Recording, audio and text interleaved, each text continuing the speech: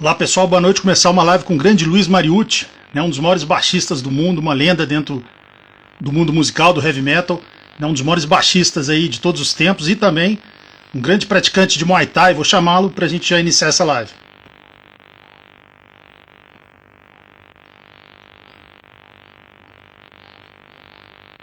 Luiz aqui para a gente já dar início a essa live, uma honra conversar com ele, um ídolo, né? Tanto na parte musical, né? Várias das maiores obras aí da música. O grande Luiz foi um dos responsáveis. Fala, meu irmão, como é que tá? Que honra Opa, falar com você. beleza, meu velho? Como é que estão aí? Tá me ouvindo Pô, bem aí? melhor, tá ótimo, só a imagem. O meu também tá bom para você? Ah, tranquilão, tá ótimo.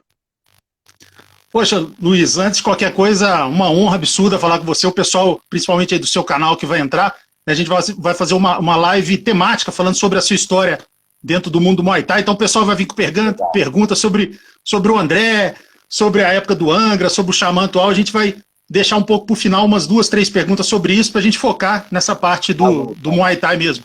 E uma honra falar com você, né? Pô, eu acompanho o seu canal há muito tempo. E valeu, além de toda obrigado. a sua obra musical, e muito bacana ver a relação sua com os seus dois filhos, né, com a Lori, com o Enzo e com a sua esposa também, que é a primeira dama do metal, né, uma pessoa que a gente tem um Opa, respeito muito grande e muito bom ver a relação de vocês dois, dá para ver ali a cumplicidade e o amor muito grande entre vocês dois. Uma honra com estar falando com certeza. você. Pô, eu que agradeço. Muito obrigado aí pelas palavras. Legal. Agradeço bastante aí o espaço e vamos lá, vamos falar um pouquinho aí dessa parte da vida aí, né, focar aí na luta aí no Muay Thai. Luiz, fala pra gente, a gente sabe do dois amores que você com certeza tem na vida e os dois que você faz com maestria, tanto o Muay Thai quanto a música. O que veio primeiro para você? Qual aquilo que chamou a sua atenção quando criança? A música ou o mundo das artes marciais? Cara, na verdade, os dois foram acontecendo meio que ao mesmo tempo, né? É lógico que a música era muito mais fácil, né? Mais cedo, mas assim, com 5, 6 anos de idade eu já fiz judô, né? Com o meu irmão mais velho e tal. Aí, com os 12 anos, eu me interessei pelo Kung Fu, né? Pelos filmes do Bruce Lee e tudo mais.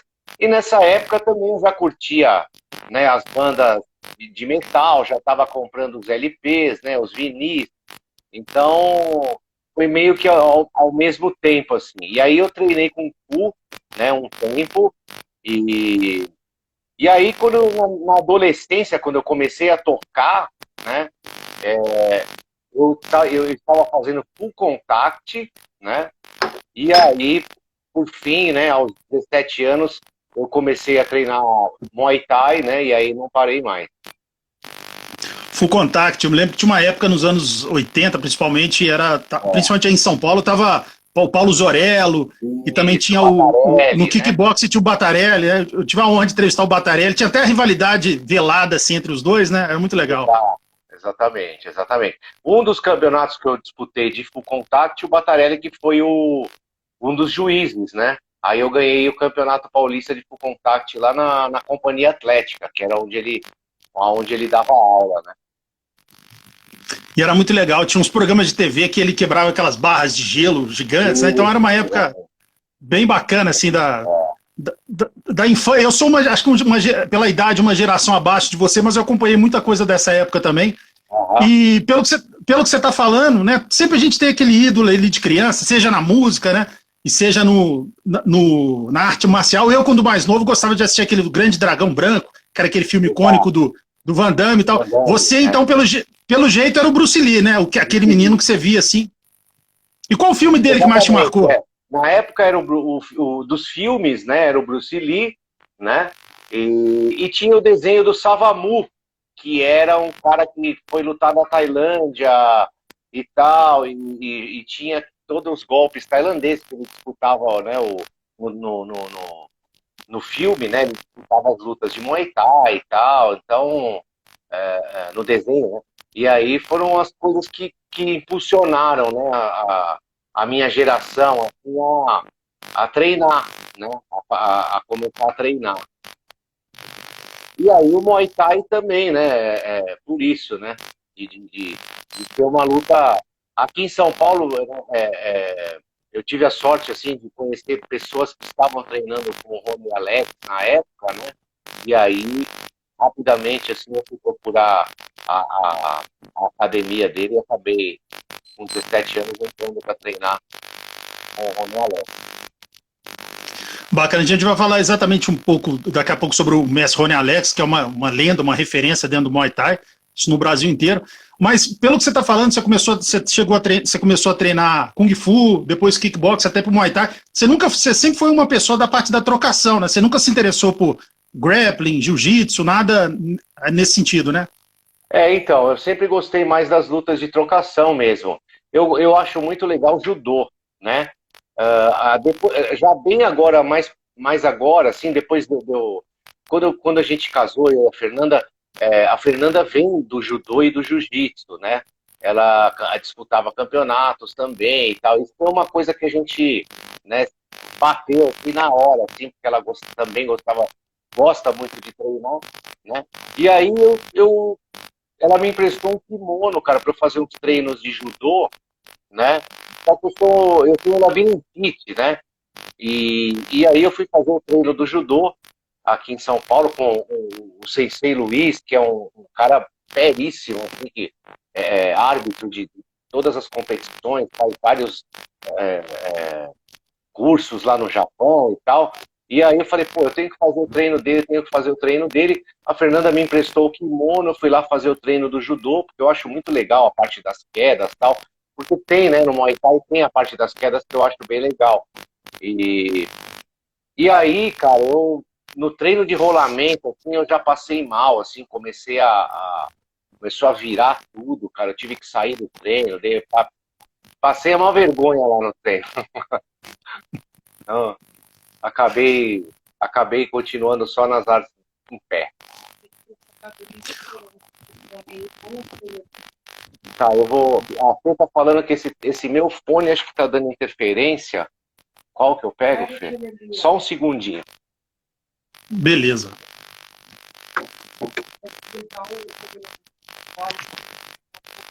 Ó.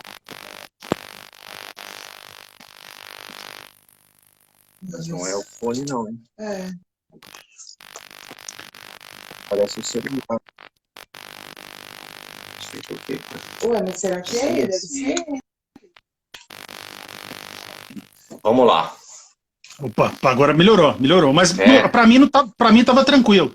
Assim, não tava dando uma picada não, mas agora tá melhor ainda. Legal. Luiz, agora vamos falar, por exemplo, você que é baixista, então usa, ainda mais você que toca com essa pressão pequena, né, que você usa, com essa pouca força que você faz, e historicamente, pô, Muay Thai, cotovelada, socos, enfim. Tem algum momento que você teve algum receio de, nossa, e se eu tiver uma lesão, como é que eu vou tocar baixo? Tem uma turnê amanhã, alguma coisa nesse sentido?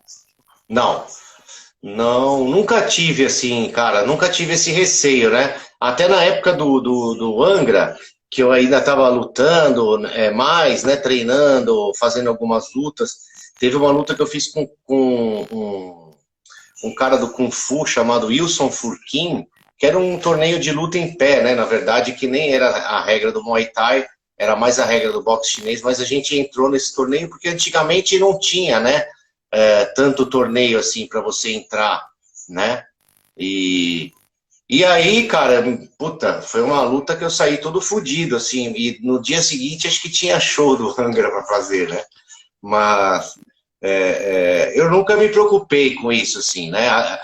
A parte da mão, assim, eu nunca me machuquei, né? Acho que só um treino que eu, assim, de bobeira, sabe? De fazer uma sombrinha com um amigo sem luva, tal, pegou o dedo do pé do cara no meu dedo, aí deu uma inchada, mas isso só uma vez, assim.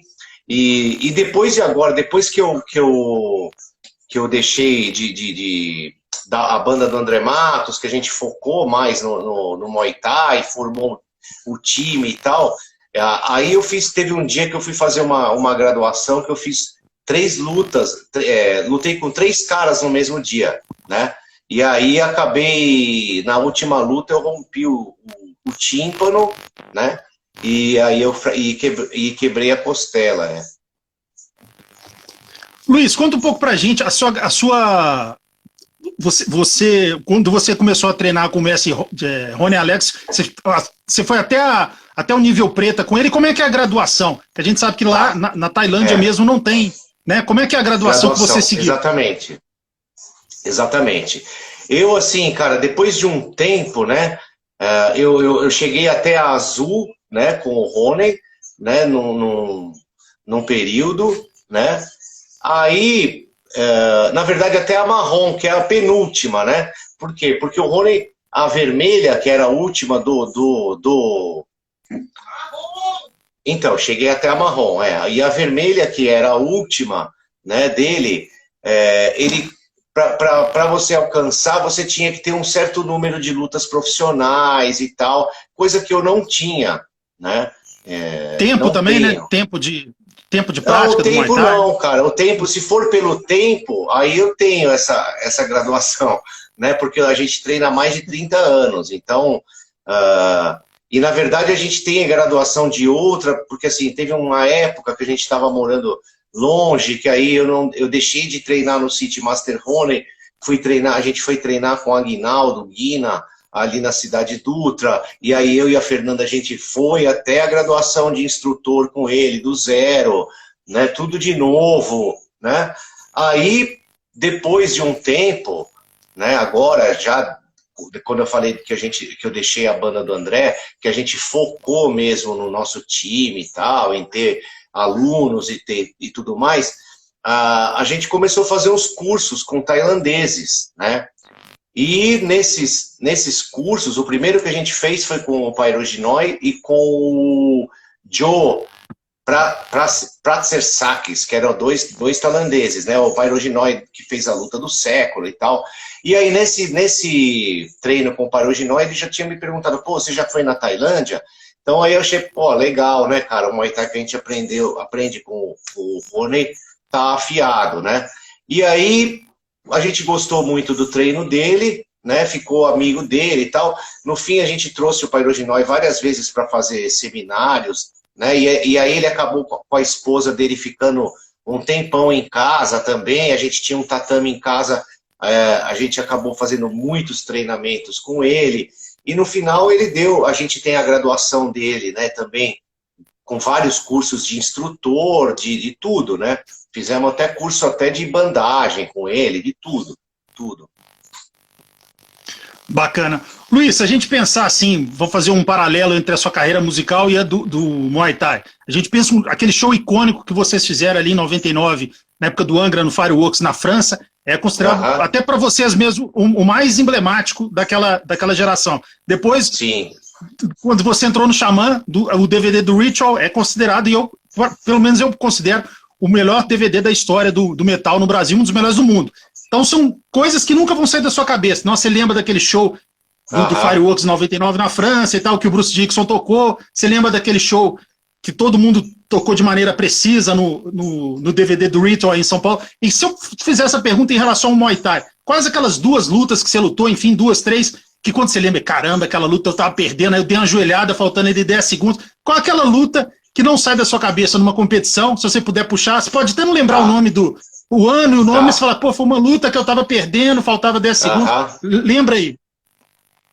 Assim, cara, uma luta que eu fiz, assim, que foi bem no começo, que foi a primeira graduação do Muay Thai, porque antigamente, cara, né, a gente fazia a graduação, o ringue era 2x2, né?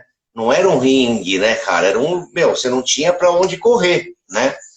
E foi acho que em 89, por aí, que eu fiz essa graduação, né, 90, né, por aí.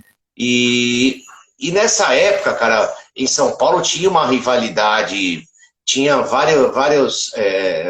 uma rivalidade de carecas, de neonazi com cabeludo e tal, e tinha uma galera neonazi que fazia Muay Thai, né? E aí eu fui fazer essa primeira graduação. E era sem caneleira, sem proteção no cotovelo, sem nada, né? E aí eu lembro, cara, que o professor que levou o cara, ele era um nazi, assim. Ele era um cara que tinha suástica tatuada no braço, né?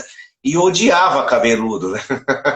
E aí eu lembro que começou a luta, cara, começou a luta, foi assim, vida ou morte ali dentro, né? E ele falava pro cara, mata esse cabeludo, mata esse cabeludo, mata esse cabeludo. E aí, cara, eu falei, eu tenho que ganhar logo, né? E aí, como eu sou canhoto, aí eu comecei a chutar a perna dele por fora com a minha perna direita, né? E aí chutei umas 2, 3 vezes, e aí o quarto chute eu subi com a esquerda na cabeça para acabar a luta, né? Aí acabou a luta. Então, essa foi uma, assim, né? Aí a outra, essa aí do Wilson Furquim foi legal, porque ele era um cara que tinha acabado de ganhar um campeonato mundial de Kung Fu, né? E aí, como os caras souberam que o Ezio Sartini, que era na época que me treinava, né, que era o melhor aluno do Rony na época, né, que lutou também profissionalmente, fez luta contra o campeão do Japão, puta lutador, né, e aí depois veio o Márcio Canoletti, que aliás é um puta cara legal para você entrevistar também, que, pô, virou personagem de videogame lá no Japão, é um cara dos melhores do mundo. Ele conquistou na raça, assim, da nossa academia, né, do City Master Rony, quando era o cara que mais treinava, assim, disparado, né? É o cara que mais se dedicou. Ele e o Ezio, né? É que foram épocas diferentes. E aí, cara, quando souberam que colocaram pessoas do Muay Thai no campeonato, eles colocaram os campeões ali de cada categoria do Kung Fu, né? Para enfrentar a gente, né? E aí, no fim, eu tive o desprazer, né, cara, de lutar com um cara que tava disputando o campeonato mundial de Kung Fu e tal. E aí resisti, não perdi por nocaute, né? Mas perdi por pontos. Não, mas é bacana pro pessoal ver também, pessoal que tem dúvida, pô, o Luiz foi praticante de Muay Thai, pro pessoal saber que você não foi um praticante, você é uma pessoa que teve de nível alto, né? E que participou de competições. Não, cara, assim, eu não diria nível alto, mas assim, eu treinei com os caras que se tornaram campeões, isso eu acho muito legal, né? Lá no City Master Rony, e assim, eu treinava o tanto quanto eles, né? E eu ia para campeonatos. Eu já, teve dias, por exemplo, que a gente foi fazer luta, cara, dentro de um bar, lá na Cardeal Arco Verde ali, a gente saindo na mão, os caras fumando na época, né? E tomando cerveja dentro do bar, e a gente lutando Muay Thai dentro do bar, né? Então era uma outra época, assim, né? Eu não tive muitas lutas profissionais, mas as experiências que eu tive foram muito boas, assim, foram legais, né? Eu não sou um cara, tenho 40 lutas, não deve chegar a 10, 12 lutas, né? Mas as lutas que eu fiz, eu curti fazer, né? E aí, aos 42 anos, quando a gente já estava com o time, com os alunos e tal, teve o campeonato lá do Munil, Adriano, lá em Bragança, né? Que é o campeonato amador, que entra gente do Brasil inteiro e tal. Falei, Fê, a gente estava levando 4 alunos para lutar, eu e a Fernanda, né? A Fernanda tinha acabado de ter a Lorena, né? A nossa filha estava com 6 meses no máximo, e a gente foi lá e a gente se candidatou também, né? Falar, vamos lutar também, né? A gente está trazendo os alunos, e aí eu entrei lá e acabei ganhando a minha categoria, e a Fernanda acabou ganhando a categoria dela, né? Então, também é legal, porque eu já estava com 42 anos, não imaginava que eu ainda ia lutar, né? Mas acabei lutando, e aí a gente levou mais uma medalhinha aí pra casa. Bacana, mas eu falei alto nível principalmente nesse sentido de você ter ido para as competições, os treinos, você treinou com gente duríssima, né? Então você não, nunca foi aliviado, né? Não, cara, e esse período, por exemplo, que a gente fez os seminários e tal, foram assim, semanas de treino, né? Não é assim, um seminário aqui, outro ali, não. Foram semanas, teve dias que a gente fez treino de 7 horas, de 8 horas, né? Então, 3 períodos por dia, né? Por exemplo, a gente, além do Pyroginói, na nossa casa, a gente também teve o... Ai, caramba, ele lutou com o Pyroginói. Fê? O Toto Ponsayan, E ele foi um cara que foi vice-campeão mundial de boxe, né? Ele também foi boxer na Tailândia. E no Muay Thai, o Toto, E no Muay Thai ele fez lutas até com o Pairoginói e acabou tendo uma vitória com o Pairoginói. Então foi um cara que também ficou em casa, a gente também ficou fazendo 3 treinos por dia com o cara, sabe? Outro estilo, treinamos com o Guy, treinei com o Manop, o técnico do Sunshine. Então, cara, foi um período assim de uns 5, 6 anos que a gente se dedicou assim, além do que a gente já vinha, né, treinando e tal, né, nas academias e tal, e lutando, como nessa época a gente montou o nosso time, né, a gente quis treinar ao extremo, assim, para se especializar, na verdade, né. Bacana. E eu ia até fazer uma pergunta sobre os intercâmbios, mas nessa resposta você já englobou bastante coisa. E só essa luta aí contra o nazista, ter batido no nazista já vale uma história, já vale um livro à parte, né? Essa é das antigas, meu. É aquela época pesada, né? Aquela época que tinha uma grande rivalidade ainda, né? Assim, rivalidade, né? Né? Rivalidade não, né? Era uma coisa assim, existia essa premissa deles, né? Com cabeludo, com tal. Então, tive que me defender ali, né? Bom que você colocou o nazista no lugar dele. Luiz, fala pra gente, né, na sua época de competição, no mesmo no treinamento, ou mesmo no seu pensamento, assim, você se enxergava como um lutador. A gente sabe que o Muay Thai, das lutas em pé, é uma das mais agressivas, né? Tipo, o Karatê, por exemplo, Karatê, por exemplo, é mais do contragolpe. O Muay Thai já é de partir pra cima. Isso. Mas você lutando assim nos treinamentos, você se via mais como uma pessoa que esperava o primeiro golpe para reagir, ou você era de partir para cima mesmo? Qual que era o seu estilo? Mais tático? Cara, então, como eu sou um cara assim que eu não fico nervoso, assim, muito nervoso, né, na hora de lutar, né, mesma coisa do palco, assim. Então eu sempre espero ficar um pouco nervoso, assim, sabe? Eu sempre espero o cara vir para cima, ver qual é a técnica do cara, se ele é um cara forte, se não é, né? Como eu sou canhoto, né? Eu espero para ver, porque geralmente nessas lutas que a gente fazia, a gente nunca tinha visto o cara na vida, né? Não é igual hoje que o cara vai lá, estuda o seu adversário e tal, né? Então, assim, como eu sou canhoto, né? Eu sempre esperava que tivesse um destro ali que me facilitava, né? Para tentar jogar minha perna por fora, né? Minha perna direita, né? Para poder chutar melhor, chutar, né? Na cabeça ou na altura da costela ou até por dentro da perna, né? Então eu preferia esperar, assim.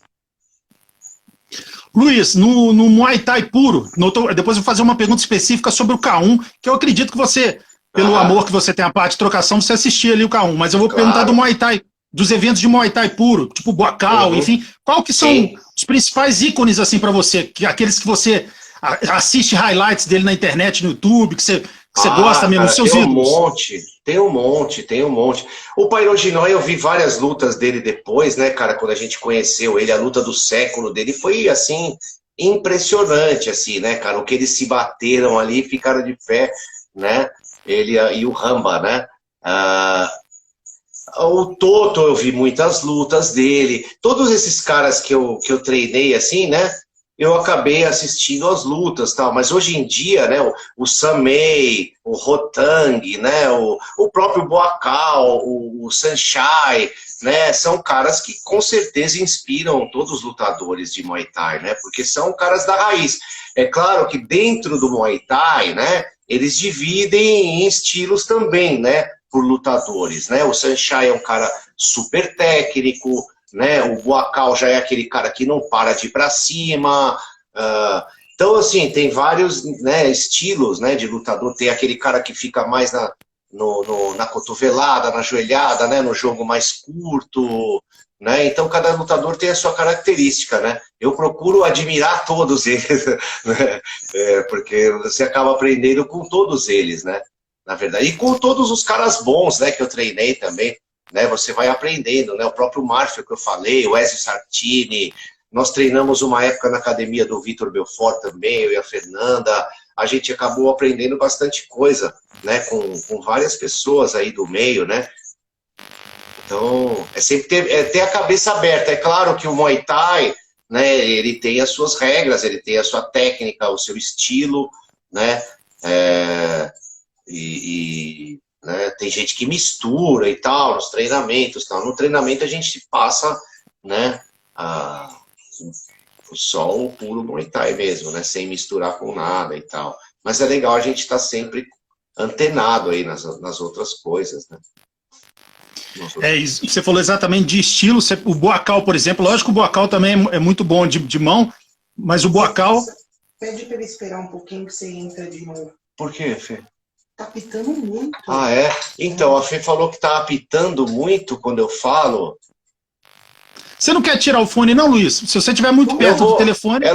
Sai aí. Ela falou para eu sair e entrar de novo. Tudo bem? Pode ser? Não, beleza. Eu te chamo de novo então, tranquilo. Tá legal. Vamos lá. Você sai que eu te chamo. Tá legal. Uma honra falar com o Luiz. Esperar um tempinho aqui para a gente chamá-lo novamente. Mas se vocês estiverem identificando algum problema tanto na minha conexão quanto na do Luiz, vocês falem aí para a gente, por gentileza. Que para mim aqui a conexão do Luiz estava ótima.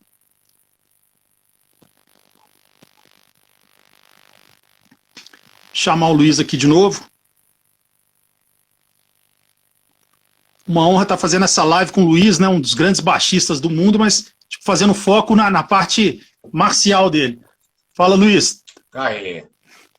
Tranquilo? De volta. Até mas a imagem melhorou, a imagem melhorou bastante. Ah, porque agora é o celular da Fernanda. Já meteu o iPhone aí na conexão, né? Ficou legal. Dá um abraço para ela que também, assim, não tem como falar de vocês dois, né? O mais legal é que a Fernanda também se tornou um ícone, né, da música e tem gente que virou mais fã dela do que o seu, né? Uma coisa impressionante, né? Ela é uma pessoa muito querida, né, cara? E tudo. Cara, porque assim, o pessoal sabe da nossa história, né? Quem acompanha o nosso time, quem acompanha nossas lives, quem lê o livro, né?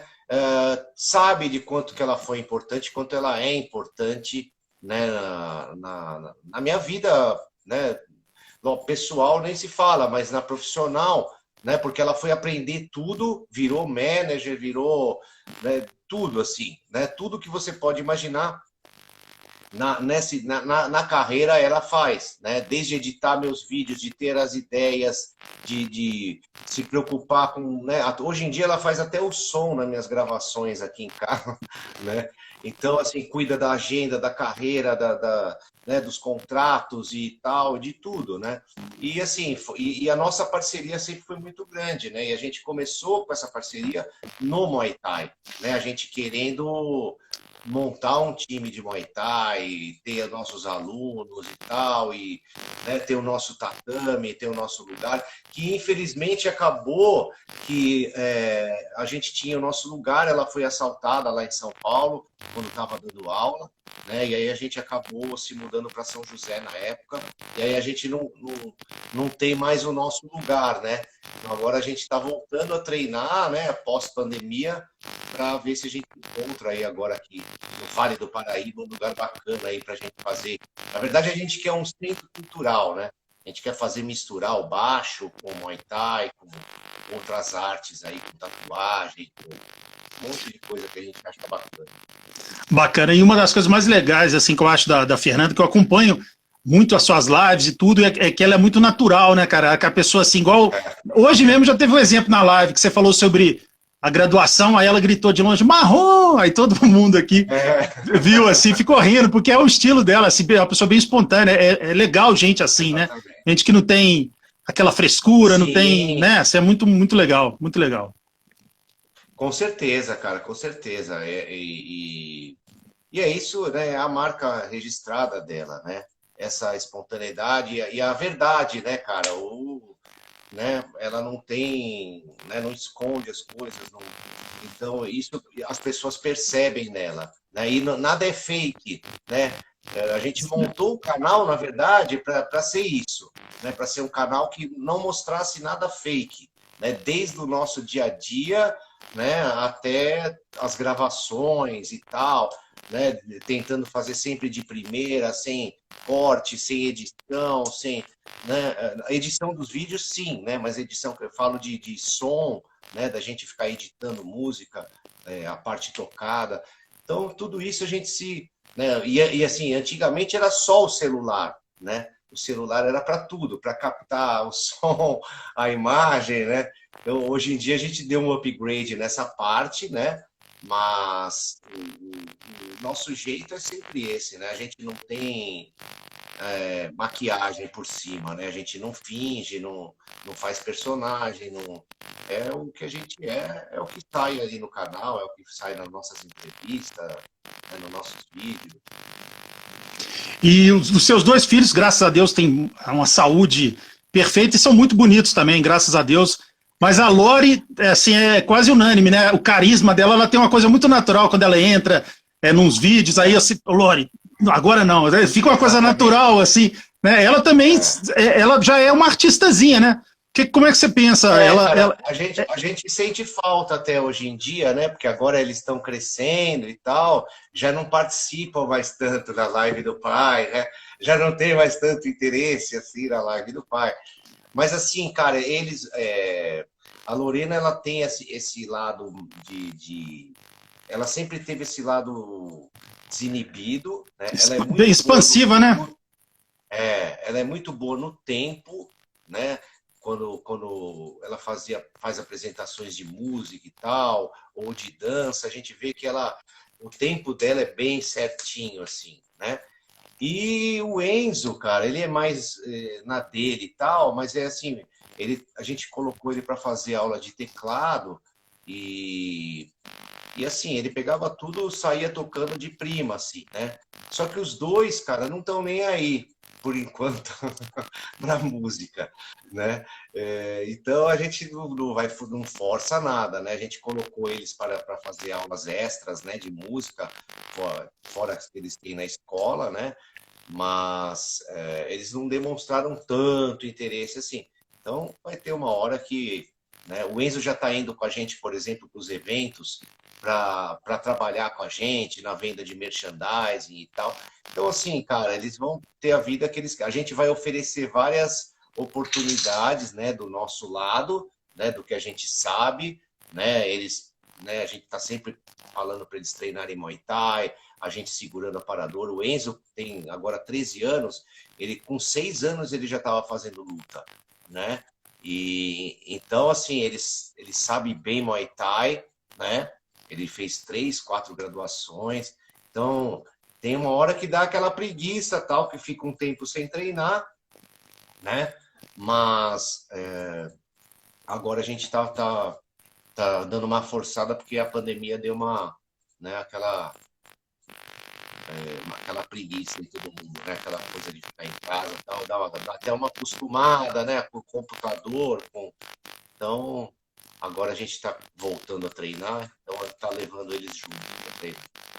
Bacana, um abraço para os seus dois filhos, né? Tanto o Enzo quanto a Lorena, obrigado. Graças a Deus, bonitos, carismáticos, e puxaram aí o talento e o carisma de você e da Fernanda. Saúde eterna para eles. Vamos agora continuar a live. Obrigado. A gente falou aquela hora sobre, você mesmo falou sobre, né, diferentes técnicas do Muay Thai, e o próprio Boacal, por exemplo, é um exemplo disso, né? Apesar dele ser bom de mão, isso, mas ele é fera mesmo nos chutes, né? Então, agora, falando em termos de K1, né, eventos de trocação, quais que são os seus principais ídolos, assim, aqueles que você mais gostava de assistir? Acho que o Luiz deu uma travada ali. Não sei se ele ouviu essa pergunta. Luiz, deu uma travada, se quiser sair de novo, eu vou sair e vou chamar de novo.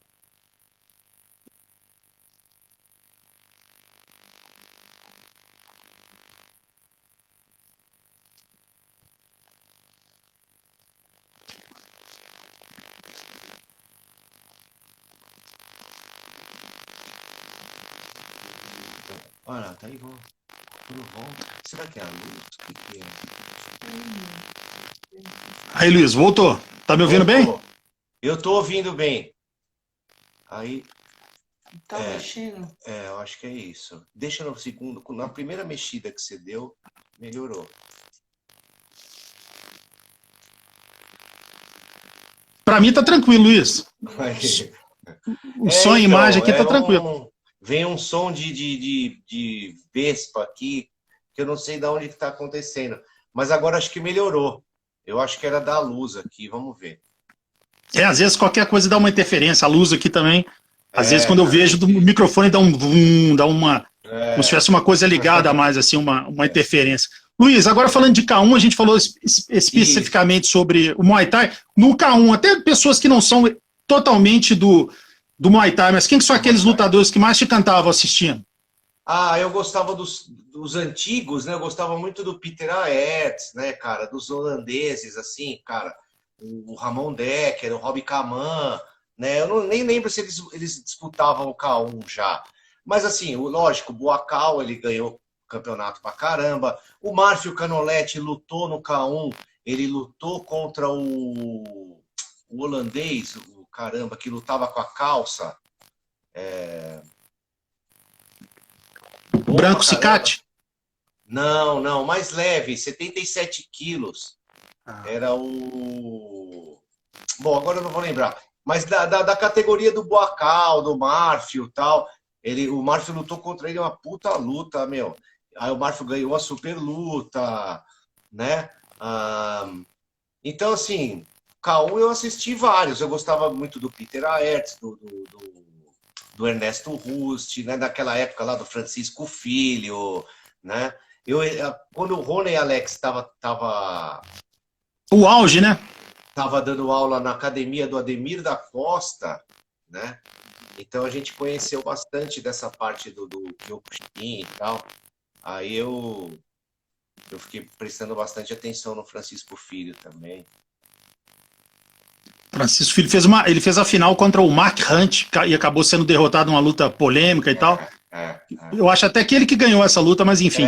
Dessa época de ouro, né? Vários feras, né, cara? Ele é um cavalão também, né? Bate muito forte, né, cara? Um cara muito forte. Com certeza essa aí foi a época de ouro do K1, na época do Ernesto Russo, Peter Aerts, pelo amor de Deus. Ed Hug. Exatamente, Ed Hug, né? Do Karatê, que acabou falecendo por leucemia, né? Uma coisa assim.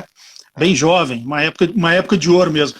Agora, falando de MMA, quais os lutadores de MMA que vieram do Muay Thai, tipo Vanderlei Silva, Shogun, Pelé, quais aqueles que você mais tinha admiração? E se você já chegou a participar ou conhecer pessoalmente algum desses lutadores, em algum evento, enfim.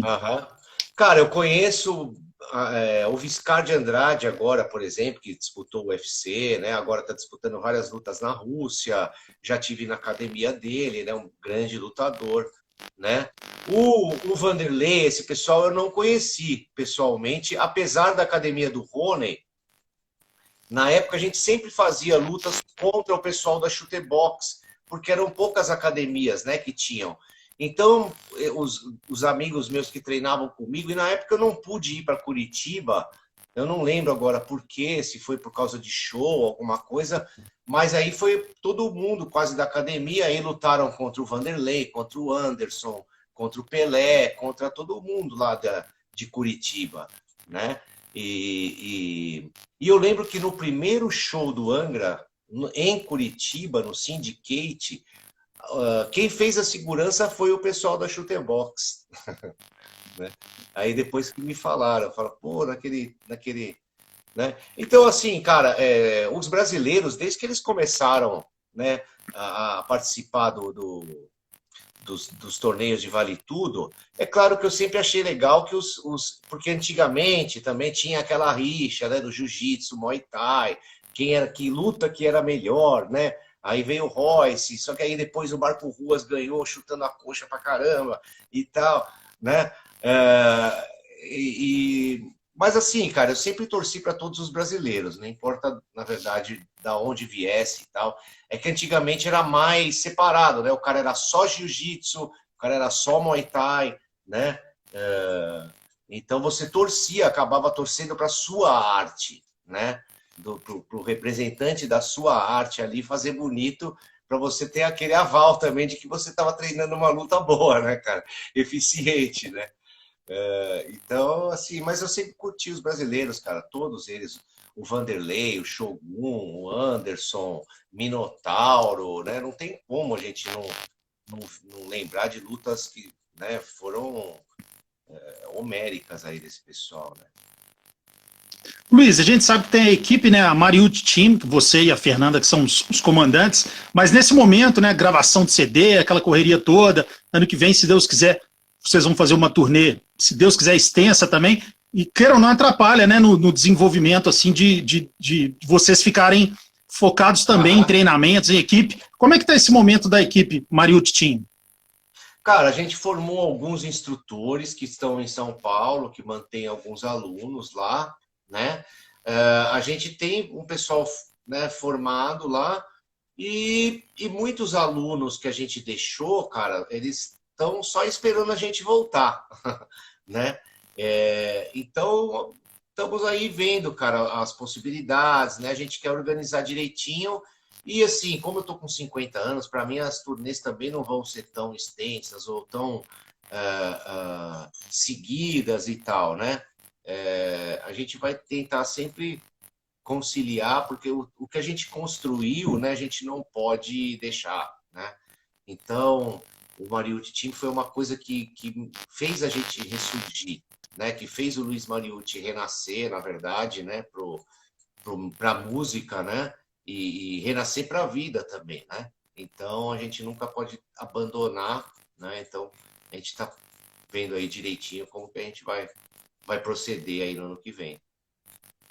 E tem o Sinistra também, que é o Eduardo Gonçalves aqui, falou que está querendo uma turnê do Sinistra também em breve, enfim. Também, tem um monte de coisa para rolar, né? Se for rolar tudo ano que vem, a gente está perdido, né? Aí vai ser um monte de coisa. Mas vamos aí, a gente tá. O Sinistra tem o disco pronto também. Na verdade, é uma questão de planejamento aí do ano que vem, né? Vai ter o Xamã agora em março, né? Que começa a entrega dos boxes, né? E aí depois o Sinistro. Luiz, agora aquela pergunta que até me pediram para eu fazer, que aí eu falei, gente, eu vou fazer pergunta de música, mas se eu fizer algum link com o Muay Thai, senão a gente vai ficar fazendo pergunta da época de curiosidades do Sinistra, do Angra, do Xamã, enfim. Mas ali daquela galera, quem que você tinha, desde a época do Angra, mesmo Rafael, o Kiko, enfim, quem que gostava também um pouco de arte marcial, que conversava com você, ou eles eram aqueles nerds mesmo, que só gostavam de música, e só você era o único que gostava de arte marcial? Não, o Rafael, ele curtia um pouco, assim, ele tinha feito judô e tal, ele gostava também, né? Tanto é que uma vez, quando eu comprei umas luvas lá para treinar com o motorista da turnê, né, do ônibus, que ele era um boxer, né? Aí o Rafael quis também e tal, e acabou treinando lá com a gente, né? Na época, mais ele, assim, né? O Ricardo teve uma época que ele treinou capoeira, mas da época, assim, só quem treinava mesmo era eu, né? O André, até pelo problema que ele não enxergava muito bem, ele devia passar longe, né, de qualquer... Ele não curtia, não, cara. O André não era um cara que curtisse, assim, esportes de luta e tal, né? Ele tinha uma outra cabeça e tal.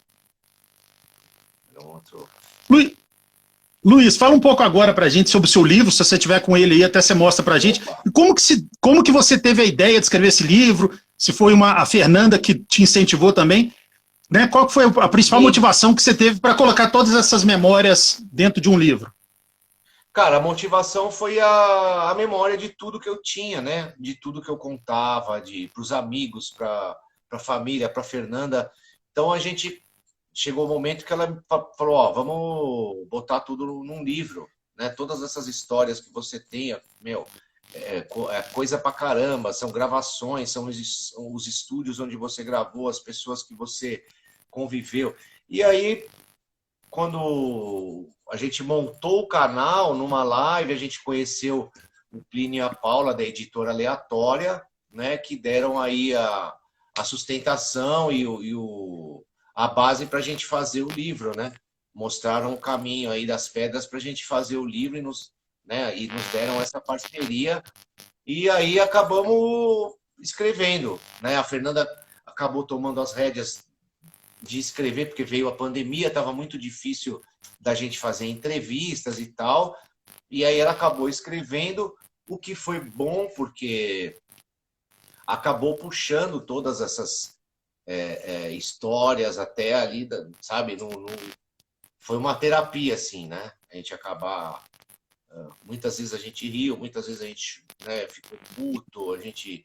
Sabe? Então, realmente, a gente colocou todas as emoções aí, né? Das épocas, né? No livro. E como que a gente faz para comprar esse livro? Onde que ele está à venda? Enfim, se é direct para você?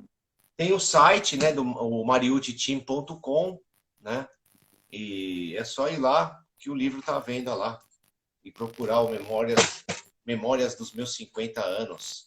Todas as histórias, desde o meu nascimento, todas as turnês, todas as separações, as glórias, as alegrias, as tristezas. Então, tá tudo aí para quem quiser conferir. É só ir lá no site mariuchteam.com. O Eduardo Gonçalves fez uma lembrança aqui boa, já que eu fiz a pergunta sobre o pessoal do Angra, do Xamã, da arte marcial.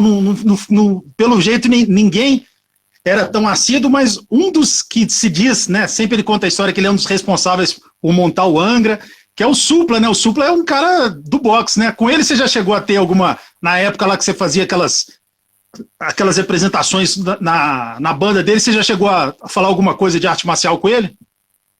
A gente conversava assim, cara. Ele é um cara que ele fez ele disputou a Forja, se eu não me engano, né? Que era aquele torneio antigo, né? Que tinha eu não lembro agora como que chamava, a Forja dos Campeões, negócio assim. E ele realmente treinou um boxe. Hoje em dia ele não treina mais, né? Não é uma coisa que ele continuou a fazer, mas o Supla é um cara que ele fez, né? Então ele tem uma boa aptidão, um cara grande, né? Mas a gente nunca chegou a treinar, não. Nunca chegou a treinar. E esse fato, né, dele falar que ele formou o Angra e tal, na verdade não foi bem assim, né? Porque o Kiko já estava... O Kiko foi o terceiro guitarrista do Angra, né? E a gente foi tocar com o Supla, eu e o Kiko, e aí a gente conheceu o Ricardo, né? E o Ricardo era do Corsos na época, mas o Angra já estava indo gravar na Alemanha, então a banda já estava formada, já tinha lá a primeira formação, já estava indo para a Alemanha gravar. Na verdade, ele pode ser o padrinho, vai. Legal. Não, com certeza, acho que ele fala até num tom de brincadeira, que aí ele ainda fala que foi o Angra e o Dr. Sim, né? Exatamente, porque o André, o Ivan e o Edu tocavam com ele, né? E aí saíram para montar o Dr. Sim, e como o Angra não tinha lançado o disco, né? Ficou aquela coisa, as duas bandas lançaram os discos depois de tocar com o Supla, né? Mas ele é um pé quente mesmo, né? Porque as duas bandas deram bem. E cá entre nós, que Dream Team, imagina você indo lá e ver aquele monte de virtuoso num tipo de música que nem precisava de tanto mas tanto virtuosismo assim, né? Mas como eles tinham gravado o disco, né? O Ivan, o André e o Edu, então aí ele quis chamar um pessoal que tivesse uma técnica para representar ali, né? E aí acabou indo, né? O Kiko, eu e o Ricardo. Luiz, a gente está indo quase para as perguntas já do encerramento, né? A gente falou sobre Muay Thai, mas vou fazer só uma pergunta até bem atual sobre o novo, eu chamo de disco, que eu sou old school, né? Álbum, disco. Sim, o último álbum aí do Xamã. Como que já está tudo gravado, enfim, e a sua parte de baixo, a gente pode esperar aquelas suas linhas históricas, como é que é? E é um disco que tem balada, tem speed metal, fala um pouco pra gente de como que tá esse disco. Sim, o disco tá gravado, tá inteirinho gravado, as músicas são Xamã, né? Tem elementos ali tanto do Ritual quanto do Reason e com as características do Alírio, né? Mas as pessoas vão ouvir que é o Xamã. Na minha opinião, tá muito bom. A parte do baixo eu gravei em 2 dias, né? as linhas estão ótimas, assim, o som do baixo, né? Esse disco eu gravei com o meu baixo Signature, né? Da X-Vector, então é o melhor som de baixo que eu já tirei num disco, né? E vai ter two hands, vai ter tudo, cara, vão ser todas as características ali do disco. Tá muito bom mesmo.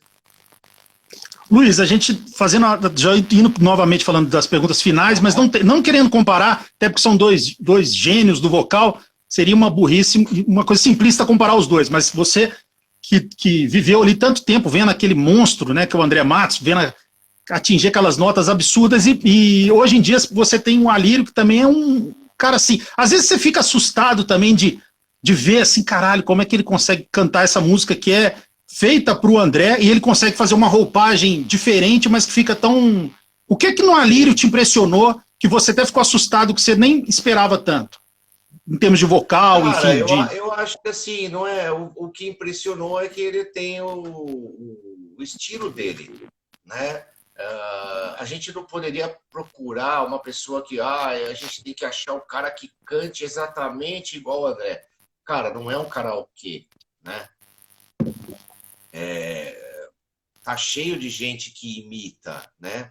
Agora, você jogar essa pessoa numa banda para ela compor junto com a banda, para mostrar a bagagem dela, para tocar o piano, então, cara, é muito difícil, né? O André era um cara que era formado em piano, era um cara formado em maestro e tal.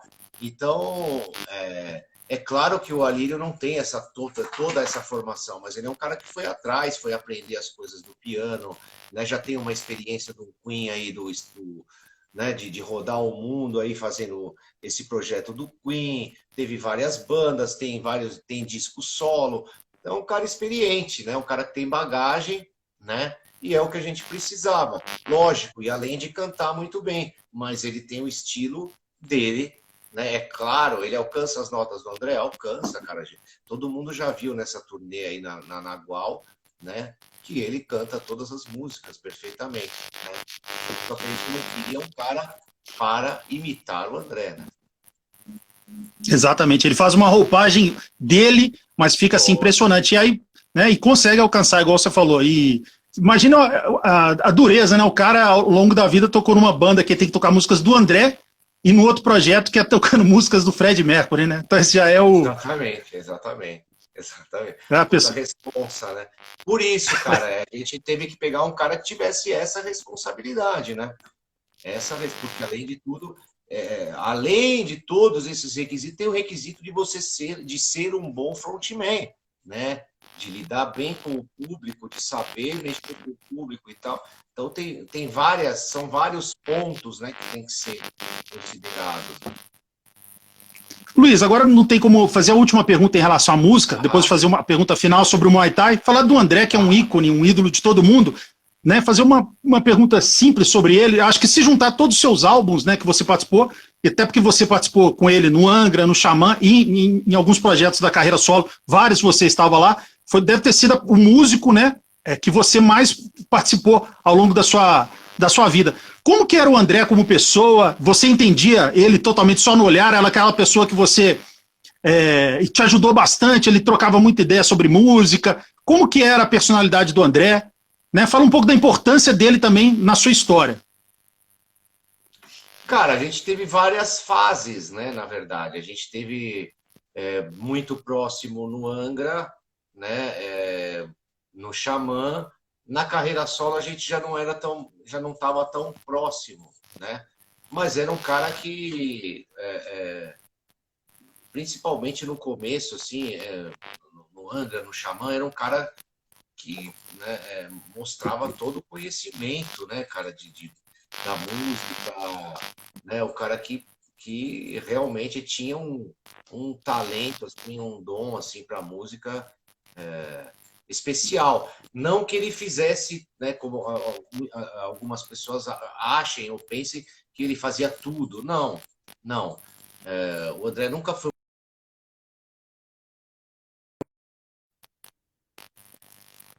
especial. Chegava com uma música como a Lisbon, uma música, sabe, como a Carry On, né? Coisas especiais, assim, que tornavam, né, ele um cara, né, fora de série, assim, no que ele fazia, fora todos né, os atributos, aquela coisa de falar várias línguas, de, né, saber muito bem ter o público na mão dele, né? Então, tudo isso, né, eram coisas especiais, né, cara? Tudo isso eram coisas difíceis, né, de ser encontradas, né?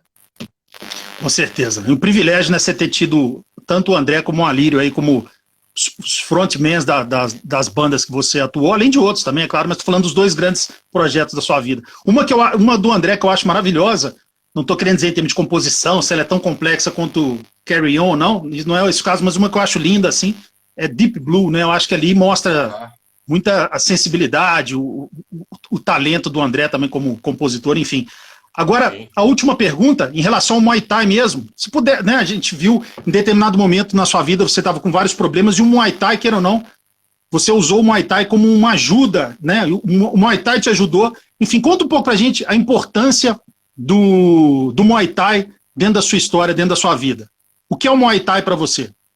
Sim, cara, esse momento que eu fiquei afastado, né, que eu saí da banda do André e fiquei afastado, foi um momento de depressão, um momento que eu dava aula e treinava muito, cara, pensando em sempre melhorar, né? Tinha muitos dias que o Muay Thai eu usava ele, para eu ficar exausto, né? Para a cabeça não pensar tanto, né? Então, além de ajudar, no sentido de que foi o Muay Thai que uniu a nossa família, né? Tinha, depois de um tempo ali, cara, que era a Fernanda num tatame dando aula com um, e eu no outro tatame dando aula com o outro, entendeu? O Enzo junto comigo, a Lorena junto comigo, ou com ela, né?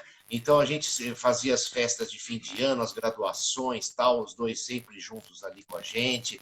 Então foi um momento em que a família mais se apegou, né? Que foi um momento, né, de renascimento para a gente, de começar do zero, né? Realmente do zero, financeiramente e tudo mais, né? E que nos deu essa raça aí, para vencer, né? Bacana. E o Eduardo Gonçalves, que está aí participando direto, ainda falou que eu citei o André e o Aline, ainda falei, os outros projetos, a gente não pode esquecer do Nando Fernandes, que é outro monstro, né? Pelo amor de Deus. Sim, o Nando é o gogó de ouro do metal. Exatamente. Pô, Luiz, a gente até combinou um tempo, né? Porque você tem outro compromisso, senão a gente ficava aqui falando horas e horas, até porque você é uma pessoa extremamente... Uma outra oportunidade aí, muito legal o papo, com certeza. Você é uma pessoa extremamente importante, interessante, a sua história de vida é muito bonita, e assim, é quase... Nos fóruns de metal sempre tem aquelas perguntas, quem que é o cara mais legal, que um dia ele numa sessão de autógrafo, e o seu nome é quase que unanimidade, como um dos caras assim, gente como a gente, aquele cara que tá ali fora, a gente fala, posso tirar uma foto com você, você tira na hora, você não tem nenhum estrelismo, apesar de ser uma estrela dentro da história da música no mundo inteiro. Então, assim, espero que você tenha gostado das perguntas, espero que você tenha gostado aí da condução da live, e foi uma honra ter falado com você. Deixa o espaço para você deixar o seu recado final. Obrigado, eu que agradeço aí, adoro falar sobre luta, sobre, né, é o que eu falo, é uma paixão também, além da música, né? É claro que não foi uma coisa que eu me dediquei tanto quanto, ou até foi, né? Um período realmente foi, né? Lógico que não profissionalmente, né? Não fui lutador profissional, né? Como a gente conversou, mas estou sempre na luta, né? A gente se tornou instrutor, a gente quis, né, ter o nosso time, a luta nos ajudou muito. Então, há mais de 30 anos que eu estou na luta, a Fernanda faz mais de 15 já. Então, isso é sempre legal, é sempre bacana conversar. Não é uma coisa que a gente conversa sempre, então é muito legal porque a gente poder falar isso também, né? E muito obrigado aí pelo espaço, com certeza mais para frente vamos conversar mais aí. Um abraço em você, na Fernanda, nas crianças, falar com o pessoal, que eu vou deixar essa live salva aqui no @MMA Debate Oficial, eu vou colocar no YouTube, no canal MMA Debate. Caso você queira pegar essa entrevista e colocar no seu canal também, tá aí à inteira disposição. Abraço, Luiz, fica com Deus. Um abraço, pessoal, espero que vocês tenham gostado. Obrigadão. Valeu, abraço. Abraços.